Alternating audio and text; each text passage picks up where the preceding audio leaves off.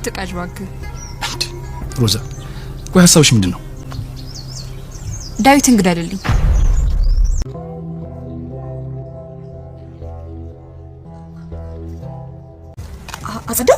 አጽድቶታል። ብታቂ ወረቀት እንኳን አልቀረም። ያ ጅላንፎ ባልሽ አንድም ሰነድ ሊያገኝ አይችልም እና እኛ ማን እንደሆነ ይገባዋል። አመሰግናለሁ ማዬ። ቢያንስ ለትንሽ ጊዜም ቢሆን ጊዜ መግዣ ይሆነኛል።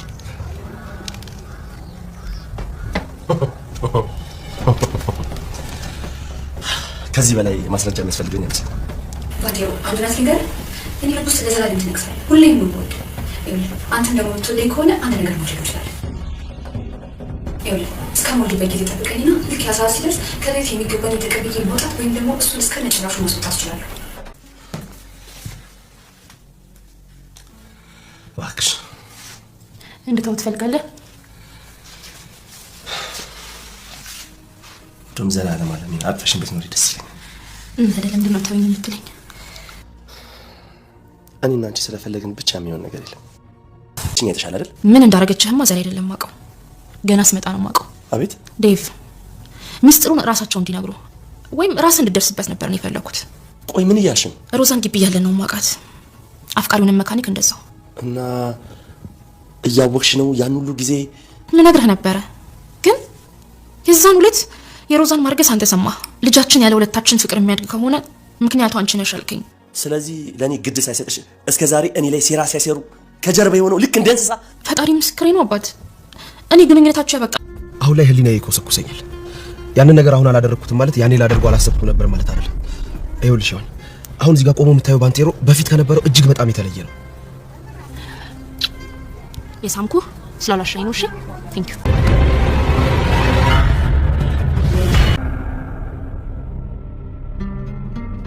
ሮዛ ዴቪን ለማስገደል ወሰነች። ሶስተኛው ወገን የሆነው ፍቅረኛዋን ግደለውና እኔ እናንተ በፍቅር ሀብታችን ላይ ድልቅቅ ብለን እንኖር በማለት ሰውየውም የገንዘብ ጥማት ስላለበት እሺ በማለት ልብሶቹ ከግንዱ ላይ ሰብስቦ ደግ ወዳለበት ሮጠ። ባንቴሮም የሮዛን ማንነት በግልጽ የሚያስረዳ እያንዳንዱ ከእሷ ጋር ያወራውን በሪከርድ ለዴቭ ላክለት። ሔዋንም ዴቭ ከሮዛ ጋር በአንድም በሌላም ተለያይቶ ከእሷ ጋር እንዲኖር ፍቅሯም ሆነ ጉጉቷ ጨመረ። ባንቴሮም በሔዋን ፍቅር ጠብ ብሏል። ሔዋን ግን ዴቭ የልጅነቷ ፍቅረኛዋ ጓደኛዋ በጣም የምትሳሳለት ነው እና ከሱ ውጭ ማንንም አትፈልግም። ሰላም ጤና ይስጥልን ውድና የተከበራችሁ በመላው ዓለም ያለች ኢትዮጵያና ኤርትራውያን ናችሁን? እግዚአብሔር ይመስገን ደህና ነኝ። ባሏ ሙሽራ ይዞባት የመጣው ሚስት ወይም ደግሞ ትንሿ ሙሽራ ክፍል 33ን አብረን እናያለን።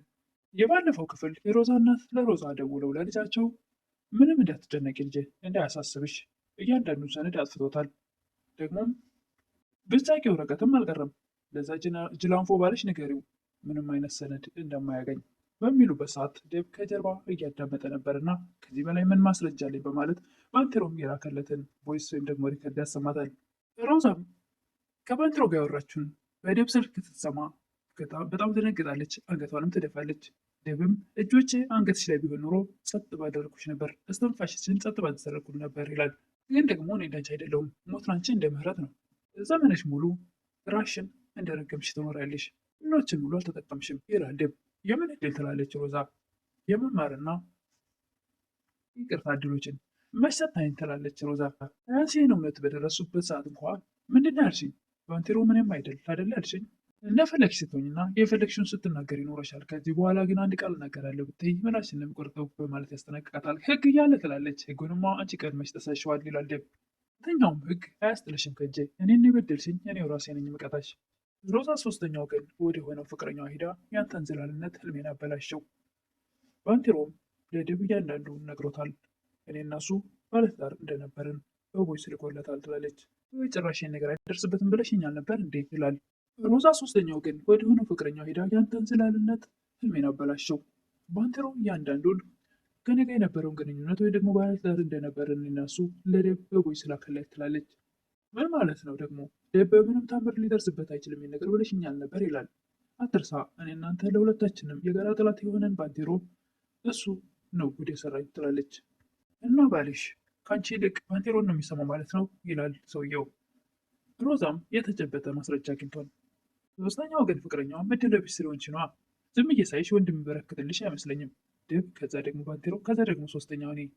ሔዋንም በጣም የምትወደው ዴቭ የልጅነት ፍቅረኛዋ እሱ ቤት እየኖረች ነገር ግን በምትፈልገው ሰዓት ማቀፍ አለመቻሏ ሁልጊዜ የሚሰማት ነበርና ሮዛ በቤት ውስጥ ስለሌለች ይህን አጋጣሚ ተጠቅማ ጀርባው ላይ ጥምጥም ትላለች። እባክሽ ተይኝ ይላል ዴብ። እንዴት ትፈልጋለህ ትላለች ሔዋን። ዴብም እኔ እኮ እድሜ ልካችን አብረን ብንሆን ደስ ይለኛል፣ ነገር ግን እኔና አንቺ ብቻ ስለፈለገን የሚሆን ነገር የለም። ለምን ትላለች ሔዋን። ዴብም እባክሽን እኔ ለደስታ አልተፈጠርኩም እነዛ አትበል ትላለች ሔዋን። መጀመሪያ አንቺን አጣሁ፣ አሁን ደግሞ ትዳሬ እና ከዚህ በላይ ደለቢስነት አለ ይላል ዴብ። እኔ እኮ አጠገብህ ነኝ ትላለች ሔዋን። ግን ደግሞ መሆን በሌለበት ሰዓት ነው አጠገቤ የሆንሽው ይላል ዴብ። ሞኝነቴን ሳስበው በጣም ያበሳጨኛል ይላል ዴብ። የአንተ ሞኝነት ሳይሆን የእነሱ ሴራ ነው ትላለች። ዴብም አሁን ላይ ሮዛ ያረገዘችው ወይም ደግሞ የጸነሰችው ጽንስ የእሱ ነው ብሎ ስላሰበ በቀላሉ ሊፈታት አልፈለገም። ሊፈታት ሳይሆን ቢያንስ እስክትወልድ ድረስ ሊታገሳት ይፈልጋል። ከወለደች በኋላ ግን ልጁን ቀምቶ እሷን ማባረር እንደሚፈልግ ይናገራል። አፕሎም ወይም ደግሞ የሮዛ ሶስተኛው ግን ፍቅረኛዋ ባንቴሮን አግኝቶ ነበረ። ገንዘቡን ካልሰጠሁት እንደሚገለኝ ዝቶብኛል ይላል እና ልትሰጠው ነው ትላለች ሮዛ። ልትሰጠው ባስብስ ገንዘብ የት አለኝ ይላል እና ምን ልታደርግ ነው ትላለች ሮዛ። እጋፈጠዋለሁ፣ ይህ ጎደለህን እሞላለሃለሁ፣ ግን ለእሱ እንድትሰጠው አይደለም ትላለች ሮዛ። እና ባንቴሮን እንድገለው ትፈልጋለሽ ይላል ዴብ። ሶስተኛው ግን ፍቅረኛዋ ሀሳቤን ቀይሬያለሁ ትላለች ሮዛ። እኔና አንቺ ለምንኖርበት ቤት ነው ይላል ሶስተኛው ግን ፍቅረኛዋ ወይም ደግሞ አፕሎም። አጠቃጅ እባክህ ትላለች ሮዛ። እና ሀሳብሽ ምንድን ነው ይላል ሰውየው። ዴብን ግደልልኝ ትላለች። አሁንም ዴብን እና ምን አሰብክ ትላለች። ስለምን ይላል ዴብ። ስለ ሮዛ ነዋ። እኔ አላውቅም፣ ልጁ እኔ ይመስለኛል። አብረሃት መኖር ትፈልጋለህ ትላለች ሔዋን። በፍጹም አላደርገውም፣ እስከዛሬ ድረስ የክህደትን ብሏል። እኔ ላይ ያወለቀችብኝ ይበቃኛል ሳላውቅ። ምን እንዳደረገችኝ አይተሽኝ አይደለ? ምን እንዳደረገች እኮ ዛሬ አይደለም የማውቀው፣ ገና ስመጣ ነበር የማውቀው። ሮዛን እኮ ገና ግቢ እያለን ነበር የማውቃት። አፍቃሪውን መካኒክ እንደዛው። እያወቅሽ ነው ያን ሁሉ ጊዜ ልነግርህ ነበር፣ ግን የዛን ዕለት የሮዛን ማርገዝ አንተ ሰማህ። ልጃችን ያለ ሁለታችን ፍቅር የሚያልቅ ከሆነ ምክንያቱ አንቺ ነሽ አልከኝ። እዚህ ለእኔ ግድ ሳይሰጠሽ እስከዛሬ ድረስ ከጀርባ የሆነው እንደ እንስሳ እኔ ላይ ሴራ ሲያሰሩ ዝም ትያለሽ። እኔ እኮ ግንኙነታቸው በቀን የመሰለኝ ሪከርዱን ስሰማውን አሁን ያወቅኩት ትላለች ሔዋን። በማይመስል ነገር አታውሪ ይላል ዴብ። እኔ ገና ያልተወለደ ሕፃን ላይ እንደዚህ ነገር አልፈርድም። ደግሞ እውነቱን ብነግርህ እኔ ከአንተ ጋር ለመሆን ብዬ ዋሸህ ስለሚመስልህ ለዛ ነው ያልነገርኩህ፣ ራስህ ድረስበት ብዬ ትላለች ሔዋን። እባክህ ተረዳኝ ትላለች ሔዋን። በቃ ችግር የለም ይላል ዴብ። ሮዛ ልጇን እስክትወልድ ድረስ እታገሳታለሁ፣ ከዛ በኋላ ትወልደዋለች እንጂ ልጇን አታቅፎም፣ በልጇ እቀጣታለሁ ይላል ዴብ። ባንቴሮ እና ሮዛ ይገናኛሉ። እሺ ውዷ ቀጣፊ እንዴት ነሽ ይላታል። መጀመሪያም እኮ ብንስማማ ይሻል ነበረ ትላለች። እኔ ደግሞ ባላምንሽ ይሻለኝ ነበር ይላል ባንቴሮም። መቼም አሁን ያደረግከው ነገር ለእኔም ላንተም እንደማይጠቅመን ታውቃለህ ትላለች ሮዛ። ስልጣን ቢኖረኝ ኖሮ በረሃብ እንድትሰቃይ ምኞቴ ነበር ይላል ባንቴሮም። ምን አድርጌ ነው ግን ይህን ሁሉ እኔ ላይ የምትፈርደው ትላለች። ባደረግሽው ነገር ከመጀኔን ይልቅ እንድጸጸትሽ የሚያደርግሽ አንድም ልብ የለሽም። እኔ ላይ ላደረግሽው ነገር ይቅር ልልሽ እችላለሁ፣ ሉሊትና ዴብ ላይ የምታደርገው ነገር ላይ ግን ይቅር አልልሽም። በዚህ ምክንያት ደግሞ ገና ታለቅሻለሽ። በቃ ትላለች ሮዛ። አዎ ይበቃል፣ አሁን ዴብ ቤት ነው ያለሽው። አልተራብሽ፣ አልተጠማሽ፣ እጆችሽ ለልመና አልተዘረጉም። በቂ። ይህ ሁሉ ነገር ግን በቅርቡ አንቺ ላይ ይደርሳል። እዛሽ ተጽናኝ በማለት ጥሯት ይሄዳል ባንቴሮ። አፕሎም ወይም ደግሞ የሮዛ ሶስተኛው ግን ፍቅረኛ የሆነው ባንቴሮ ጋር ይገናኛል። ገንዘቡን አምጥተዋል ይላል ባንቴሮም። አላመጣውም፣ ነገር ግን ከአንተ ጋር የወሰድኩ ብቻ ሳይሆን እጥፍ አድርጌ እሰጥሃለሁ ይላል። ባንቴሮም ድጋሚ ቆሜም እንደሚሄድና እንደምበቀለ ነግሬህ ነበረ፣ እሱን ግን እርግጠኛ አይደለሁም ላድርገው አላድርገው። አንድ ነገር አስጠንቅቄ ነበረ፣ ገንዘቤን በሰጠው ጊዜ ካላመጣህልኝ እንደምገልህ ነግሬህ ነበር። ዛሬ ያላገኘውን ገንዘብ እንዴት ነው በቀናት ውስጥ እጥፍ አድርገህ የምትመልሰው? አንድ ወዳጄ አንድ ስራ ሰጥቶኛል እና ያንን ገንዘብ ካገኘው ደግሞ ገንዘቡን በደቂቃ ውስጥ እጥፍ አድርጌ እመልስልሃለሁ። ባንቴሮም እኔ የምፈልገው የራሴን ገንዘብ ብቻ ነው። ሰውየውም ባንቴሮም እያስጨነቀውም ስለሆነ ደግሞም የገንዘብ ጥማት ስላለበት ዴብ ወዳለበት ትከሻው ላይ ያለውን ልብስ ሰብሰብ በማድረግ ይሄዳል። ዴብ በሀሳብ ተውጦ መኪና ውስጥ እንደ እንቅልፍ ሸለብ አድርጎ ታየዋል። ብቻውን ነው፣ ደግሞ ቢሞት እንኳን የሚተርክለት ሰው የለም እያለ ቁሞ አጠገቡ ያወራል። ሰውየውም ምንም እንኳ የገንዘብ ጥማትና በዛ ጋር ባንቴሮም ባያስጨንቀውም ነገር ግን እዚህ ጋር የመግደል ድፍረቱም የለውም። ቢገለውም አልፈልግም። ከራሱ ጋር እዛ ጋር አጠገቡ መኪናው አጠገብ ተገትሮ ብቻውን ያወራል። ለመግደል ከዚህ የተሻለ ጊዜ አላገኝም፣ ነገር ግን ደግሞ አንተን ገድዬ ራሴን ሌላ ችግር ውስጥ አላስገባም። አቶ ዳዊት ለዛሬ ያላረኩትም ማለት ሌላ ቀን አላደርገውም ማለት አይደለም። ትክክለኛው ጊዜ ሲመጣ ለዛች ክፉ ሚስት ስል ጨክኜ አደርገዋለሁ። ራሷም እናቷ ጋር ደውላ እናቴውን ምን በማድረግ ያለብኝ ትላለች። እናትየዋም ከዚህ በላይ እንግዲህ ከድልሽ ጋር እልባት ትጋቢ ጥሩ ይመስለኛል፣ ራስሽን ይዘሽ በቃ ተለያዩ ይላሉ እናት። እስከ ዛሬ ድረስ የደከምኩበትን የከፈልኩበትን ዋጋ ትቼ ለዳዊት ተጨሞታ ይመስልሻል? ትላለች ሮዛ። እንዳትጨነቂብኝ ብዬ ነው ትላለች እናት።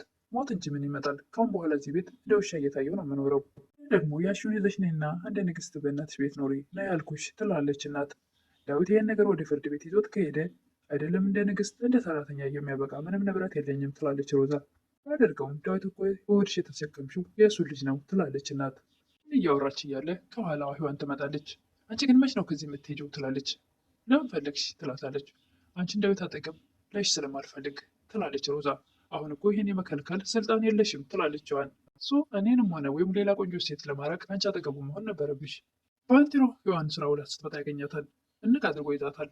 ለማቀፍም ይሞክራል። ምንድን ነው የምትፈልገው? ትላለች። እኔ ናፍቀሽኛል፣ በተደጋጋሚ ስልክሽ ላይ ስደውል ደግሞ ግን ብሎክ አድርገሽኛል ይላል ባንቴሮ። ሔዋንም አዝናለሁ፣ እኔ እንደዚህ ነኝ። በህይወቴ የማያስፈልጉኝ ሰዎች ብሎክ ነው የማደርጋቸው እና እኔ ከማያስፈልጉኝ ሰዎች አንዱ ነኝ ይላል ባንቴሮ። እንደፈለግ ከማሰብ ትችላለህ እና የማትፈልጊኝ ከሆነ ለምንድነው አሳክምሽ ሄዳችኝ ይላል ባንቴሮም። እሱም ተጸጽቼበታለሁ ትላለች ሔዋን። ምን እንደዋሸው ሁሉ እኔንም ዋስተኛል ትላለች ሔዋን። ዴቭ እንግዲህ የተባለው የሮዛ ሶስተኛው ግን ፍቅረኛዋ ባለቤትሽን አግኝቼው ነበር ይላል እና ታወቁን እንደ ያልኩህ ይህን ወሬ ብለህ የምትነግረኝ ትላለች ሮዛ። ጠላቴን እንዴት ማግኘት እንደምችልና እንዴት መግደል እንደምችል እንድታቂ ነው የነገርኩሽ። ይህ ስራ ከተሳካልህ እኔንና ሀብቴን ብቻ ሳይሆን የሚሸልምህ ምናልባት በደስታ ራስህን የሚያስትም ሁሉ አለው ትላለች። እነሱ ይላል ሰውየውም። መጀመሪያ ስራህን አሳካ። ሮዛም ስልኩን ከዘጋች በኋላ ይህ ልጅ ማንኛቸው እንደሆነ አላውቅም፣ ነገር ግን አንድ ነገር የማውቀው ቢኖር ሁላችሁም አታስፈልጉኝም። ባንቴሮም ሔዋንን ሮዛ ናት እንዴ እኔና ባንቴሮም አሁንም ግንኙነት አለን ብላ ነገረች ይችላል። እናንተ ማፈሪያ ናችሁ። እኔ እናንተ ብሆን ሰው ፊት የሚቆምበት ሞራል የለኝም ነበር። ይህ እኮ ድምፁን ሪከርድ አድርጌ የላኩለት እኔ ነኝ ይላል ባንቴሮ። እና ምን ይሁን ትላለች ሔዋን። ያለፈ ታሪክ እኮ እንዲኖረኝ ብፈልግ ኖሮ ለዴቭ እንደዛ አድርጌ ያልክለትም ነበር ይላል ባንቴሮ። እና የዴቭን አልጋ አላራከሳችሁም፣ ቤቱ ሆናችሁ ምንም ነገር ጥፋት አልሰራችሁም ትላለች ሔዋን። እዛ ቤቱ ነው ፈጽማል አልፈጸምክም። ለመናገር በመካከላችን ምንም ነገር አልተፈጠረም።